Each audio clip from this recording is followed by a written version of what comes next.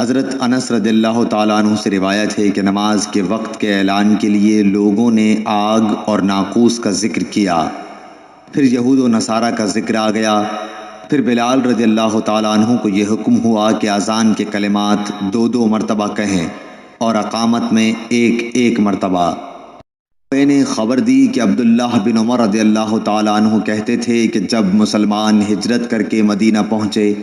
تو وقت مقرر کر کے نماز کے لیے آتے تھے، اس کے لیے اذان نہیں دی جاتی تھی۔ ایک دن اس بارے میں مشورہ ہوا، کسی نے کہا نصارہ کی طرح 1 گھنٹہ لے لیا جائے، اور کسی نے کہا کہ یہودیوں کی طرح نرسنگا بگل بنا لو، اس کو پھونک دیا کرو۔ لیکن حضرت عمر رضی اللہ تعالیٰ عنہ نے فرمایا کہ کسی شخص کو کیوں نہ بھیج دیا جائے جو نماز کے لیے پکار دیا کرے۔ اس پر حضرت صلی اللہ علیہ وسلم نے اسی رائے کو پسند فرمایا اور بلال سے فرمایا کہ بلال اٹھ اور نماز کے لیے اذان دے۔ یعنی نے ابو قلابہ سے، انہوں نے انس رضی اللہ تعالیٰ عنہ سے روایت کیا ہے کہ حضرت بلال کو حکم دیا گیا